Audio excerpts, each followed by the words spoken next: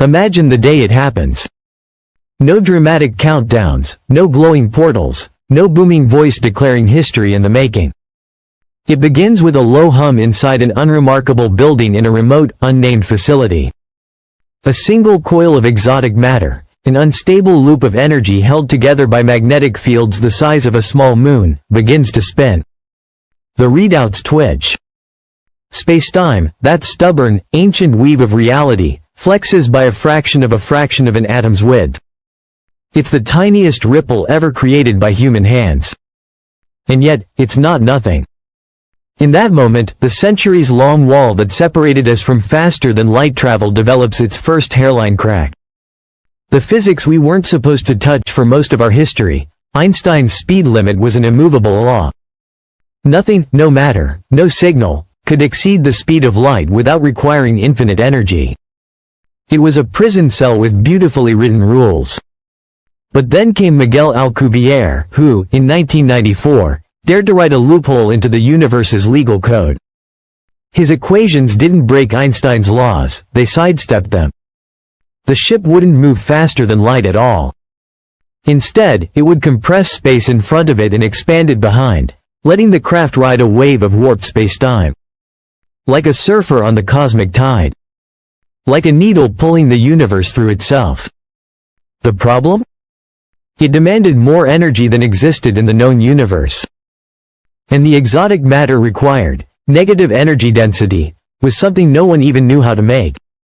For decades, it was nothing more than a tantalizing thought experiment. Until we learned how to cheat. The first breach by the 2030s, quantum vacuum engineering had become more than a fringe research field. We discovered that the empty vacuum of space was anything but empty. It seethed with virtual particles flickering in and out of existence. With the right configuration, we could coax that quantum foam into generating something that behaved like negative energy.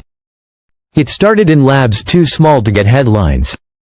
But the results spread quietly through classified networks.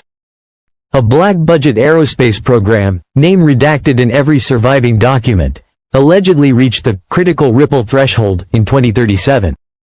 If the rumors are true, they folded spacetime by a few microns for less than a millisecond.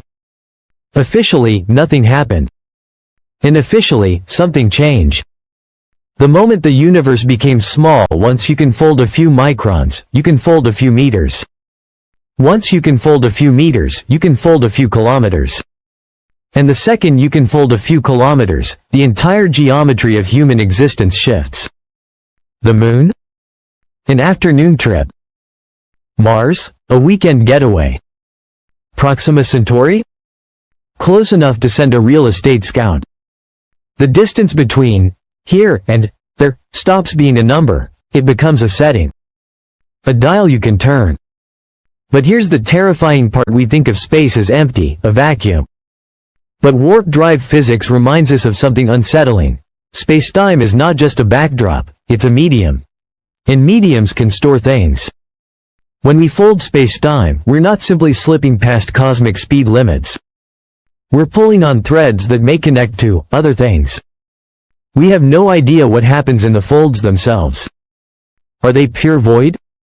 Or do they touch regions of reality where the normal laws, causality, time, dimensionality, begin to come apart? Some theorists whisper about echo fields, patterns of information embedded in spacetime itself. If true, then a warp bubble might not travel alone. It might carry imprints, signals, or passengers.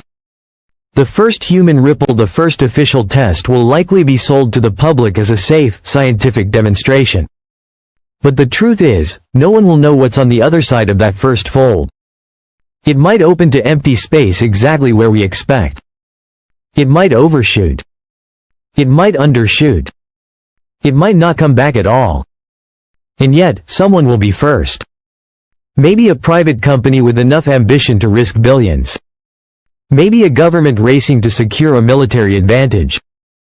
Or maybe, quietly, it will already have been done long before the public hears about it.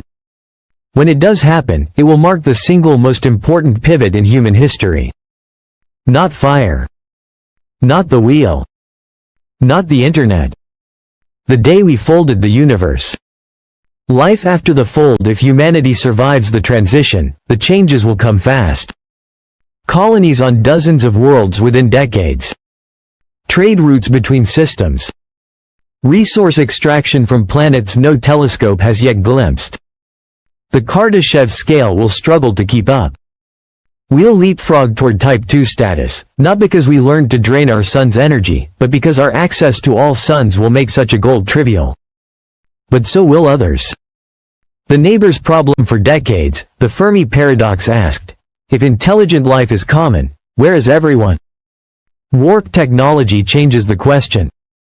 What if they've been waiting until someone else made the first fold? To an older civilization, the sudden appearance of human-made spacetime ripples will be as noticeable as a flare in the night sky.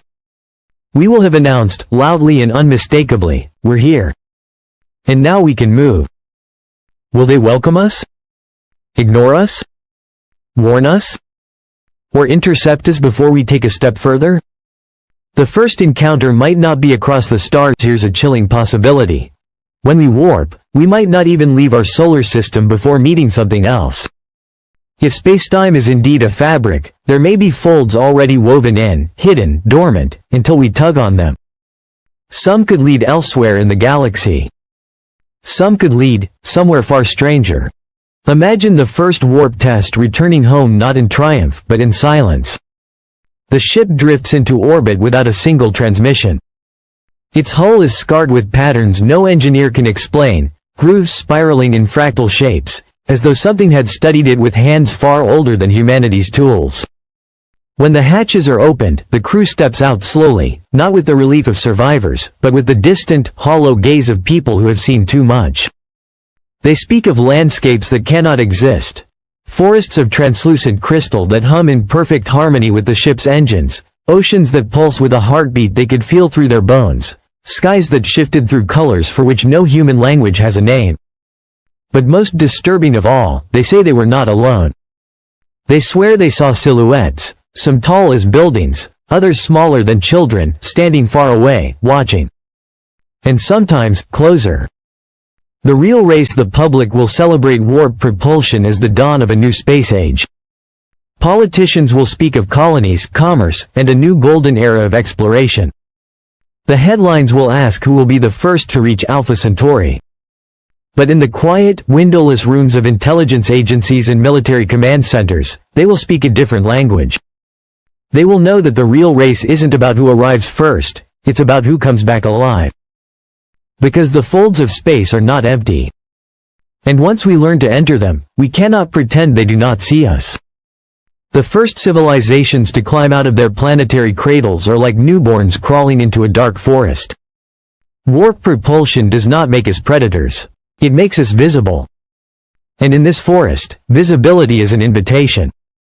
The century of folding historians in the far future, if we survive long enough to have them, will call this the hinge century.